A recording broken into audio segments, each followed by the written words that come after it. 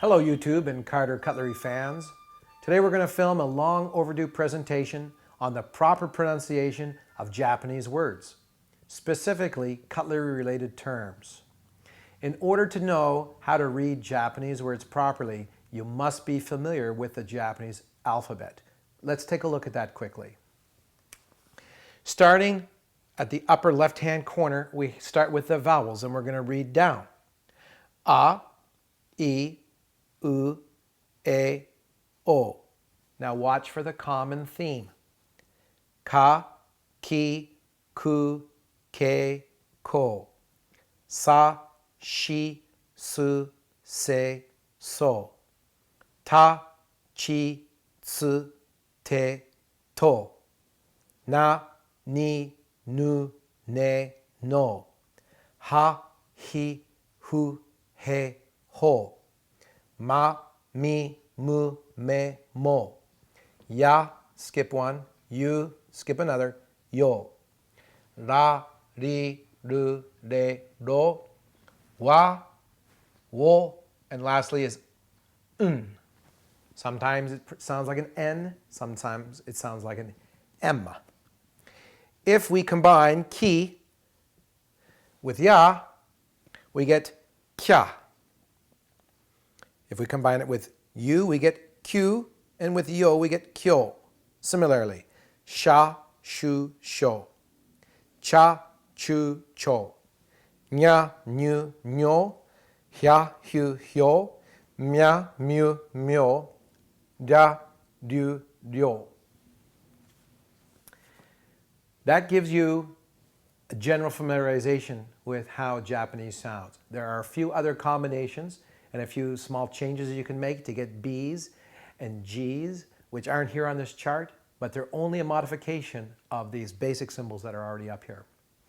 Now that we've looked at the individual letters or syllables, let's put some words together and give you the correct reading and pronunciation of these words.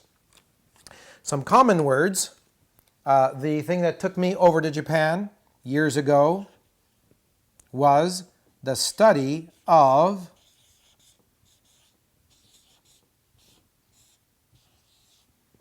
that's not karate. That is karate. Karate. Karate.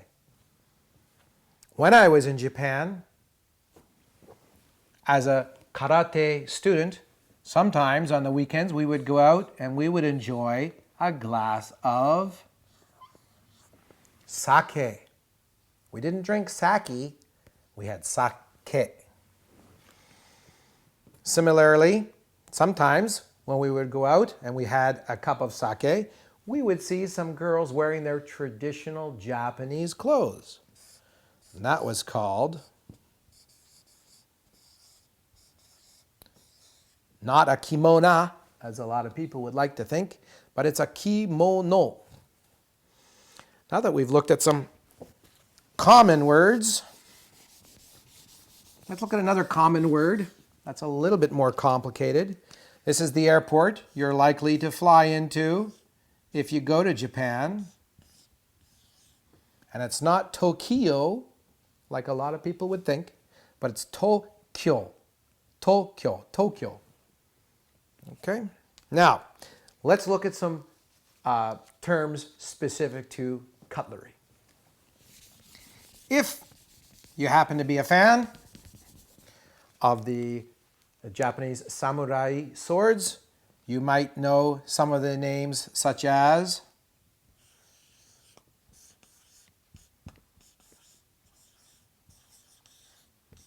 you might know what a shinogi is. Shinogi.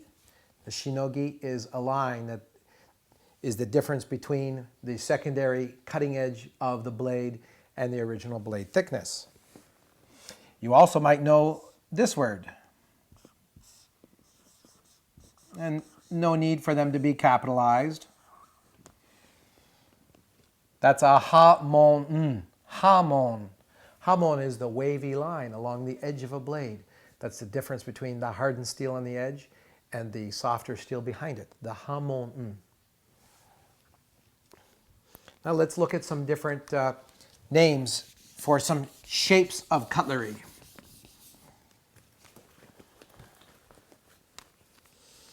Okay, the most common blade that I make in my shop is the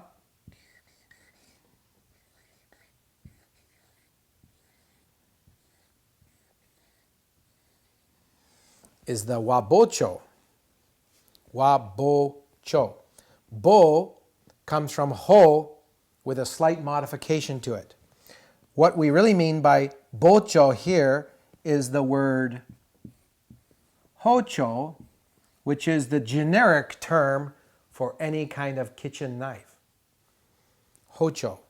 You combine wa, which means Eastern or Japanese style, with the word hocho, and the H softens up and becomes a B to make it easier to say because it's difficult to say. Wa hocho. So they call it a wabocho because it's more smooth to say that. Some other names.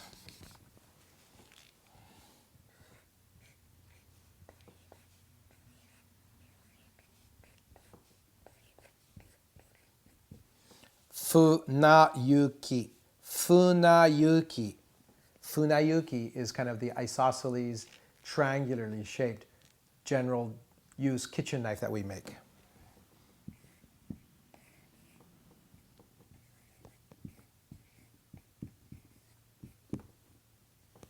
Nakiri, nakiri, nakiri.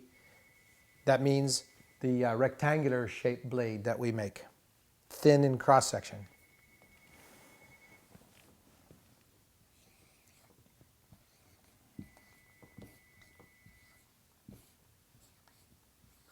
Okay, we introduced wabocho a second ago. Another name for a wabocho is a santoku. Santoku. That's another name for the general purpose Japanese kitchen knife.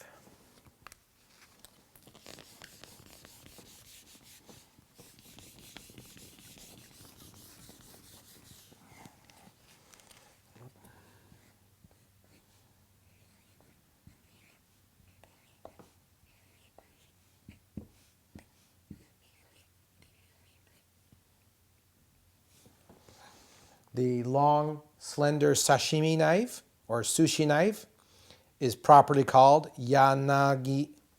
Yanagi-ba. Yanagi-ba. You don't need that hyphen. You could have it in there or you don't need it in there, but it's called the yanagi-ba. And guess what? Yes, this ba comes from ha with a modification because it's difficult to say yanagi-ha. It has been changed to yanagi-ba. Another one. The big, thick cleaver used for chopping and crushing through Japanese fish bones is the deba. Same thing. Ha, by the way, means blade or toothy edge in Japanese. So we got the big, thick toothy edge or big, thick blade, deba, or we got the willow leaf shaped blade, yanagi-ba.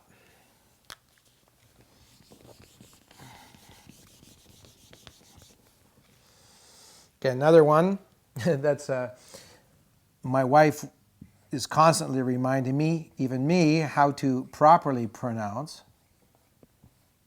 is the meat cutting knife, the honesuki. Honesuki. Where I commonly make the mistake is I forget to pronounce this U and I pronounce it honesuki. And my wife says, no, Murray, you mean honesuki.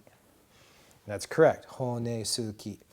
Hone means bone, suki means to cut around. Well, that sums up our brief presentation on the proper pronunciation of Japanese words.